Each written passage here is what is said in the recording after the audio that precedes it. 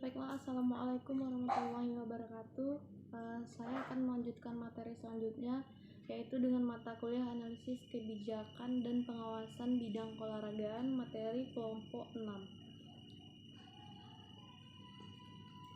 Di sini kebijakan pengelolaan olahraga kesehatan menurut Undang-Undang Nomor 3 Tahun 2005 tentang Sistem Keolahragaan Nasional adalah undang-undang yang mengatur sistem keolahragaan nasional yang selama ini di bidang keolahragaan hanya diatur oleh peraturan perundang-undangan yang di bawah dijelaskan bersifat parsial atau belum mengatur semua aspek keolahragaan nasional secara menyeluruh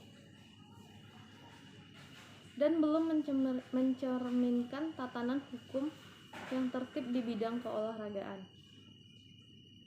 Di sini lanjut, yaitu tentang keolahragaan nasional yang bertujuan memelihara dan meningkatkan kesehatan dan kebugaran prestasi, kualitas manusia, menanamkan nilai moral dan akhlak manusia, sportivitas, disiplin, dan mempererat serta membina persatuan dan kesatuan bangsa. Juga memperkukuh ketahanan nasional serta mengangkat harkat martabat dan kehormatan bangsa. Selanjutnya memiliki fungsi untuk mengembangkan kemampuan jasmani, rohani, dan sosial, serta membentuk watak dan kepribadian bangsa yang bermartabat. Penyelenggaraan keolahragaan nasional berdasarkan Pancasila dan Undang-Undang Dasar Negara Republik Indonesia tahun 1945.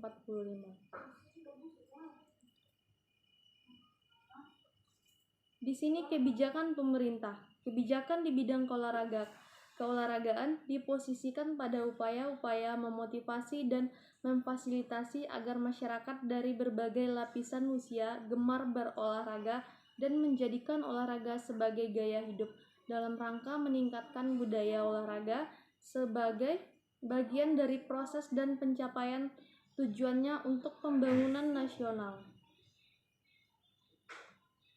Keberadaan dan peran olahraga dalam kehidupan bermasyarakat, berbangsa, dan bernegara harus mendapatkan kedudukan yang sejajar dengan sektor pembangunan lainnya, terutama untuk meningkatkan kesehatan, kebugaran, pergaulan sosial, dan kesejahteraan individu, kelompok atau masyarakat pada umumnya secara terencana dan sistematik. Selanjutnya, perayaan sarana dan sarana olahraga. Perencanaan merupakan proses awal untuk memutuskan tujuan dan cara pencapaiannya. Perencanaan adalah hal yang sangat esensial karena dalam kenyataan perencanaan memegang peranan lebih bila dibanding dengan fungsi-fungsi manajemen yang lainnya, yaitu pengorganisasian, pengarahan, dan pengawasan. Di sini dijelaskan menurut Syagian tahun 1994 halaman 108. Selanjutnya, ketersediaan sarana dan prasarana olahraga. Ketersediaan sarana dan prasarana olahraga, masyarakat lebih mementingkan membangun prasarana perekonomian daripada prasarana umum untuk olahraga. Di sisi lain, masyarakat juga belum menjadikan kegiatan olahraga sebagai kebutuhan hidup sehari-hari, apalagi untuk berprestasi, sehingga partisipasi penduduk dalam keolahragaan masih kurang.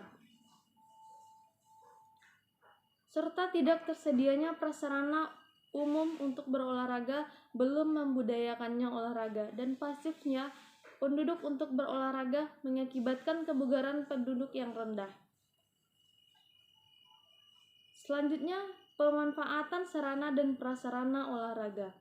Berbagai kemajuan pembangunan di bidang keolahragaan bermuara pada peningkatan budaya dan prestasi olahraga.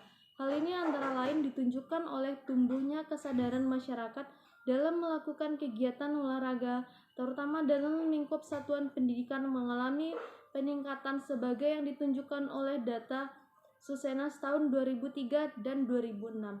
Bahwa presentasi penduduk berumur 10 tahun ke atas yang melakukan olahraga di sekolah meningkatnya dari 54,1% pada tahun 2003 dan menjadi 58,2% pada tahun 2006. Selanjutnya, Pengelolaan sarana dan prasarana olahraga. Sarana dan prasarana olahraga merupakan modal utama dalam penyelenggaraan kegiatan olahraga, yang melalui peningkatan ketersediaan sarana dan prasarana olahraga yang berkualitas, baik dan memadai dalam artian harus disesuaikan dengan standar keutuhan dan ruang perorangan.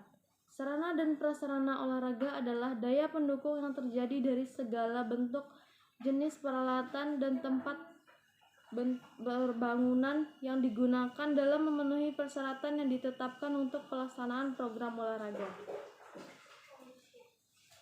Selanjutnya, peraturan daerah. Peraturan daerah otonomi berasal dari bahasa Yunani yaitu autos dan nomos.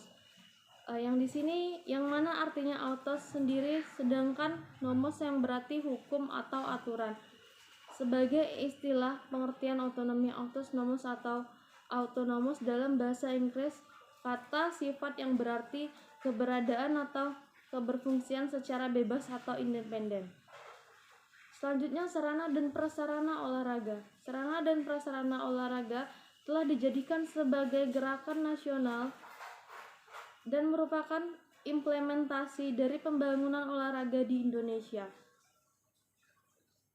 Selain dari itu,